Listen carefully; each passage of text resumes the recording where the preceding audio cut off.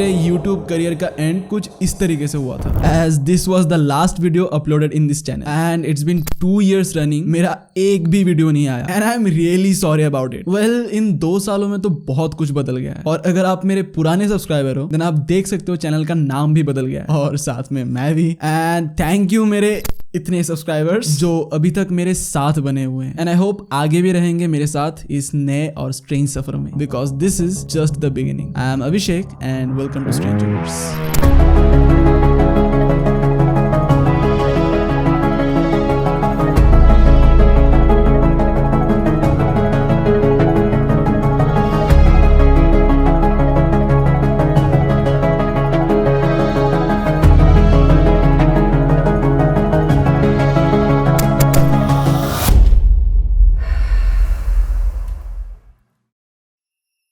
हम में से हर किसी को लगता है हम इस दुनिया को और आसपास के सराउंडिंग्स को बहुत अच्छे तरीके से जानते हैं। There is nothing strange about anything, लेकिन इस रंगीन दुनिया का एक और पहलू भी है। इसके बारे में ज्यादातर लोगों को नहीं पता या फिर कहा जाए तो ज्यादातर लोगों से छुपाया गया है। और उस बेरंग पहलू के कुछ अनकहे राज एंड कुछ अनजाने रहस्यों के बारे में आज मैं आपको बताने जा रहा हूँ। सबसे पहले एक आईना जिसके वजह से बहुत सारे लोगों को अपना जान गंवाना पड़ा। उसके बाद मैं आपको बताने जा रहा हूँ उन औरतों के बारे में जिनको उनके ग्लोइंग स्किन के वजह से उनको पहचाना जाता था और वही रौनक उनके दर्दनाक मौत की कारण भी बनी। और सबसे आखिर में एक ऐसा सीक्रेट ऑर्गेनाइजेशन जिनका काम है मिस्टीरियस और सुपरनैचुरल क्रिएचर्स को पकड़ना, जिनको SCP कहा जाता है। बात 1469 की है। वेनिस के सेंट पॉलो में मौजूद वेकफील्ड घराने की मिसेस एमिलिन का एक पॉपुलर आईना था जो कि बाद में मिरर ऑफ डेथ नाम से परिचित होने लगा। मिसेस एमिलिन को वो आईना अपने वेडिंग के वक्त मिला था। कहा जाता है मिस एमिलिन को उनके आईने से बहुत ज्यादा लगाव था। वेकफील्ड कैसल में आने के बाद से एमिलिन ज्यादातर समय अपने आईने के सामने ही बिताती थी, लेकिन बहुत जल्द सब कुछ बदलने वाला था। अपने वेडिंग के कुछ ही महीनों के बाद मिसेस एमिलिन का तबीयत अचानक से बिगड़ने लगा और काफी कोशिश के बाद भी वो बच नहीं पाए। एमिलिन के गुजरने के बाद मिस्टर वेकफील्ड ने 2 और शादी की, लेकिन उनकी भी रहस्यमय तरीके से मौत हो गई। सारे मौतों में किसी न किसी तरीके से एमिलिन का आईना जुड़ा हुआ था। उस आईने में कुछ ऐसी खास बात थी कि हर कोई उस आईने से ऑब्सेस्ड हो जाता था। मिस्टर वेकफील्ड के तीसरे बीवी के मौत के बाद एमिलिन का घर सील कर दिया गया, जहां कई सालों तक वो श्रापित आईना भी सील्ड था। बाद में 1873 में उस कर्स्ड मिरर को लेके एक रिसर्च किया गया, जिससे कि फाइनली मिरर ऑफ डेथ का असली कारण पता चला। इतना तो श्योर हो गया कि मौत का कारण कोई श्राप या फिर भूत प्रेत तो नहीं था, बल्कि असली रीजन था मर्क्यूरी पॉइजनिंग। अब जिन लोगों को मर्क्यूरी पॉइजनिंग के बारे में नहीं पता, let me explain. Mercury is basically a toxic element. पुराने जमाने में मिरर्स को बनाने के लिए इसे यूज किया जाता था, बट उससे प्रॉब्लम यही था मर्क्यूरी मिरर्स में से टॉक्सिक गैसेस निकलने लगता था जो कि स्लो पॉइजन की तरह काम करता था। एंड वेकफील्ड घराने का mirror of death was also a mercury mirror and इसी के कारण कई लोगों को जान गंवाना पड़ा। और दुनिया भर में ऐसे बहुत सारे केसेस भी पाए गए हैं। Mercury mirror caused 1000 numbers of death. इसीलिए मैं पर्सनली सजेस्ट करूंगा अगर आप विंटेज मिरर खरीदने की सोच रहे हो तो एक बार चेक जरूर कर लेना, क्या पता आपके लिए वो मिरर ऑफ डेथ बन जाए। बढ़ते हैं नेक्स्ट टॉपिक के ऊपर। तो नेक्स्ट हम बात करने वाले हैं रेडियम गर्ल्स की, जिनका स्किन लिटरली अंधेरे में ग्लो करता था। जैसा कि हम जानते हैं रेडियम एक रेडियो एक्टिव एलिमेंट है जो कि 1896 में डिस्कवर किया गया था। और रेडियम के डिस्कवरी के बाद साल 1917 में वर्ल्ड वॉर के दौरान यूएस रेडियम कॉर्प नाम का एक अमेरिकन कंपनी ने अनडार्क नाम का एक प्रोडक्ट यूएस मिलिट्री के लिए लॉन्च किया। अंडा नहीं, अनडार्क, जो कि एक रिस्ट वॉच था जिसके डायल रेडियम के बने होते थे ताकि वॉर के दौरान सोल्जर्स अंधेरे में भी टाइम देख पाए। रेडियम वॉच डायल्स को मैन्युफैक्चरिंग के लिए कंपनी ने कुछ फीमेल वर्कर्स को हायर किया, जिनका काम था हर दिन 250 वॉच डायल्स को अपने हाथों से रेडियम कलर से पेंट करना, जिसके लिए उन्हें ब्रश के टिप को फाइन एंड शार्प बनाने के लिए अपने होठों के बीच स्लिप करना पड़ता था और उसके बाद रेडियम पेंट में डिप करना पड़ता था। इस टेक्निक को लिप एंड डिप टेक्निक कहा जाता था। शायद उनके जमाने में ये कूल नाम था, क्या पता।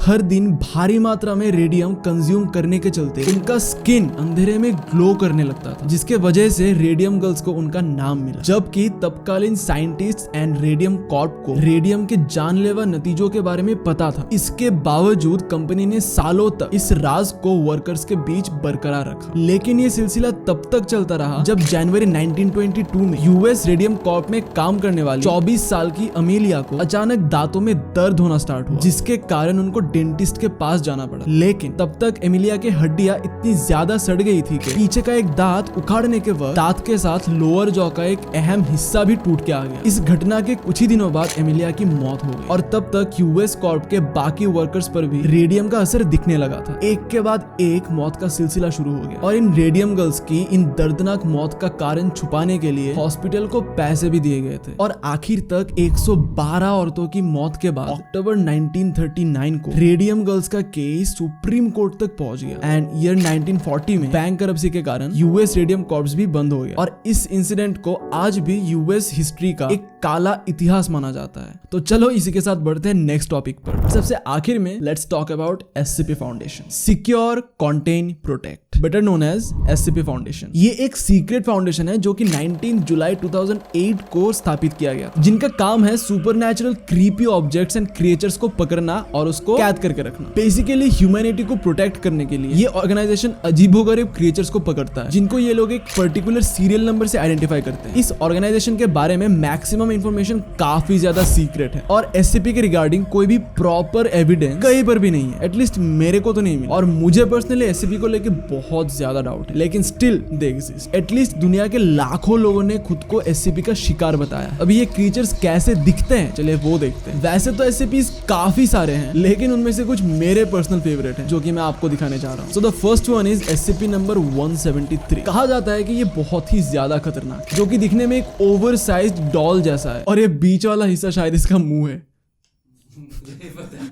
मुझे नहीं पता और ऐसा दिखने वाला डॉल मैं तो अपने घर में रखने नहीं वाला। ये एससीपी यूजुअली खाली रूम्स में अचानक से अपीयर हो जाता है और अगर मान लो आपको ये कभी दिख गया तो आपको बस इसी के तरफ देखते रहना है। अगर आप इससे आंखें फेरते हो तो सेकंड्स में ये आपके पीछे जाके आपको पकड़ लेगा और ये आपको मार भी सकता है। अगला है एससीपी 682। ये दिखने में लगभग एक ज़ॉम्बी क्रोकोडाइल जैसा दिखता है, जो कि साइज में बहुत बड़ा है और आधा सड़ा गला है और ये अचानक से अटैक भी कर देता है एंड खाने की कोशिश करता है। बेसिकली ये एक जायंट ज़ॉम्बी क्रोकोडाइल है जो कि अभी के लिए ये एससीपी फाउंडेशन के अंडर कंट्रोल है, तो डर की कोई बात नहीं। नेक्स्ट एक और एससीपी है, एससीपी नंबर 584। ये क्रीपी वायरल इन्फेक्शन है। इससे अगर आप इन्फेक्ट हो गए तो शरीर में अचानक से अनचाहे हाथ और उंगलियां उगने लगते हैं और इस बीमारी का कोई मेडिसिन भी नहीं है और ये एससीपी फिजिकल कांटेक्ट से फैलता है, तो मास्क जरूर पहन के रखना। And last but not the least SCP number 500। ये एक मेडिसिन का डब्बा जो अगेन अचानक से रूम में अपीयर हो जाता है, बट अनलाइक दी अदर एससीपीज ये लोगों का जान बचाता है। ये मेडिसिन हर एक बीमारी को क्योर कर सकता है, इवन कैंसर को भी ठीक कर सकता है। बट प्रॉब्लम यही है इसका क्वांटिटी लिमिटेड है और अगर सील करके ना रखा जाए तो खत्म भी हो सकता है और इस मेडिसिन को हासिल करने के लिए वॉर भी हो सकता है। तो एससीपी ऑर्गेनाइजेशन इसको भी अपने सीक्रेट सेल्स में प्रोटेक्ट करके रखा है एंड डोंट वरी, इनमें से कोई भी एससीपी आपको यूजुअली दिखने नहीं वाला है। ये सब एससीपी ऑर्गेनाइजेशन के अंडर कंट्रोल और वो कहाँ है कैसा है किसी को नहीं पता। तो अगर आप में से किसी को भी इनमें से कोई भी एससीपी पहले दिखा है तो कमेंट करके जरूर बताना। तो बस आज के लिए इतना ही। इन तीनों टॉपिक के बारे में और भी बहुत कुछ है बताने को, लेकिन अगर डिटेल में बताने जाऊं तो वीडियो और ज्यादा लंबा हो जाएगा। बट आपको अगर इनमें से किसी भी टॉपिक के बारे में डिटेल में वीडियो चाहिए तो कमेंट करके जरूर बताना। बाकी आई होप वीडियो अच्छा लगा है तो लाइक जरूर कर देना एंड चैनल नया है तो बोल नहीं सकता, बट हाँ सफर जरूर नया है, अपना सपोर्ट बनाए रखना। तो मिलते हैं नेक्स्ट वीडियो में, फिर मिलेंगे।